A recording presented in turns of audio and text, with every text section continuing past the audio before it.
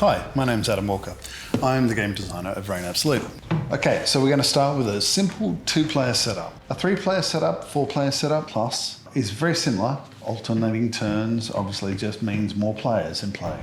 Game starts with each player grabbing a pre-built race. I'm playing Empire, basically human knights. My opponent is playing elves. So the game starts with each player shuffling their race deck. In the case of the elves, there's a slightly different setup. They have a unique unit that's placed underneath the shuffled deck. Now we grab the communal reinforcement deck, shuffle that, and place it to the side of the communal play area. And so then each player will grab one card, draw that card, and you'll notice that on each card there's a little number down the bottom here, basically a D6. The highest player goes first, so that's, in this case, it's me. That goes to the discard pile, that goes to the discard pile. So basically I'll look at a unit, not revealing it to my opponent, and you can see that it's, in this particular case, it's a knight's unit, strength of 7. So probably one of my strongest units, which is great for me. So that goes down, face down, in the middle of the play area. So we're playing on this gridded mat here. Normally you don't play on a gridded mat. This is really just to help explain the idea of it being grid-based. And so now my opponent will put down a unit. So the opponent has to put down their unit adjacent to my unit. So adjacent is one of the perpendicular sides. So there's no diagonal at all in this game. So now I look at my next unit. It's a monk, strength 4, but it has a +4 defense bonus. So I can place my unit adjacent to any of the units that I've already placed of my units on the board. So I'll put that down there. Now the opponent does theirs. And so this continues with me looking at cards and placing them down adjacent.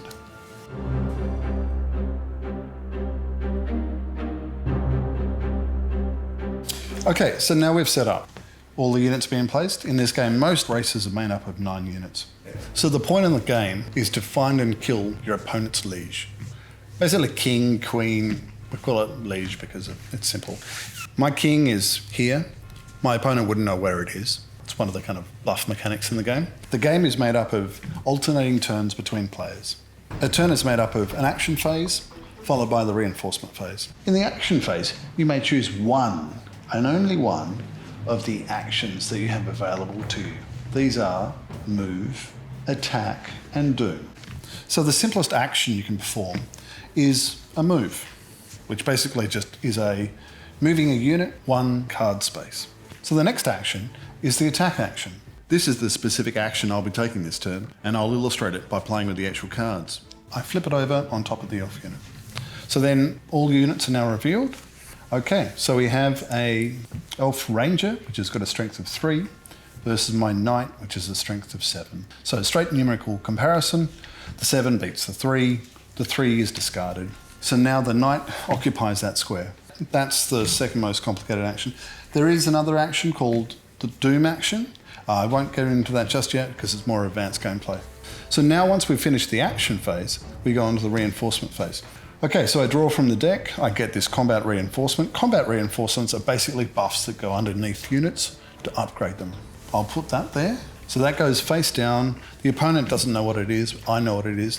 At any time, I can look at any of my units and see what they are. Now it's my opponent's turn. So my opponent's chosen not to take an action and gone straight to reinforcement. So because they've got that exposed elder tree at the back there, the elf player gets to draw 2 reinforcement cards rather than the standard 1. Okay, so that's the end of the elf player's turn. So I don't know what's under here. Obviously, I have to try to find their queen, so I'm going to charge ahead. That's a unit attacking my knight, 7 +3 attack, versus the enchantress. So the enchantress is a special elf unit, one of their hero units. Basically, it has an ability. Only a strength 4, but it draws up 2 reinforcement cards at the start of resolving combat. So my opponent draws up 2 cards. Okay, so my opponent has got 4 +6 defense, and this fist is strength, so it's both defense and attack. So at the moment, that elf enchantress is 11 versus my 10, so my knight has been defeated, unfortunately. That's discarded, as well as my knight is discarded.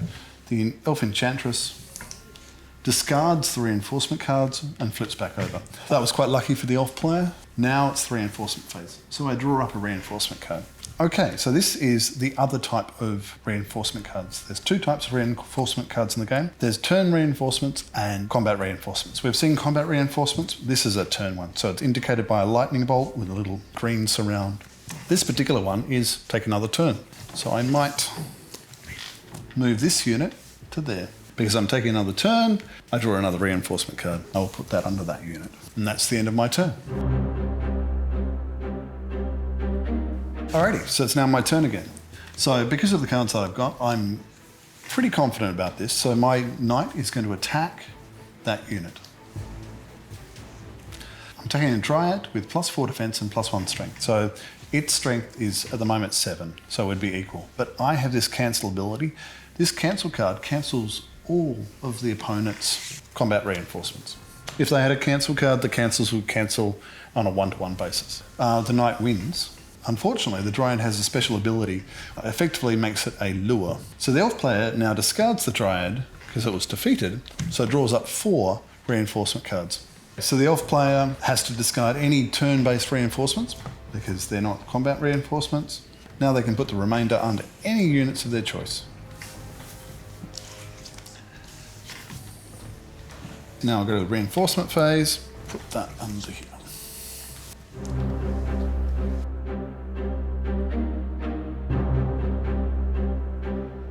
So we might just kind of play the game for a while now to get a bit of a sense of how it plays.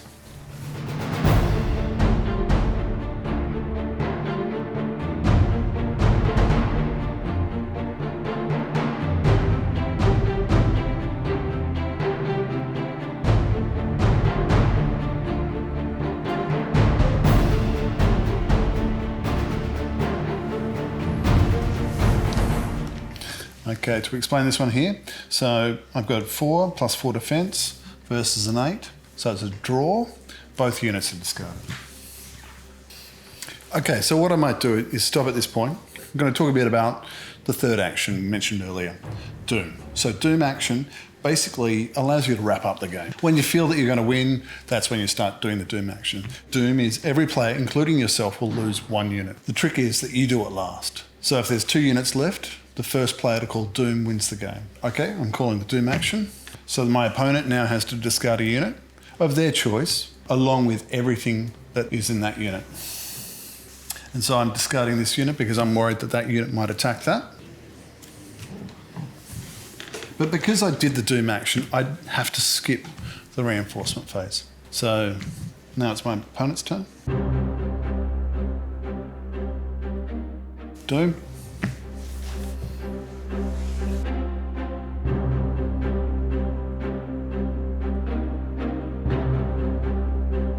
Now I call Doom again.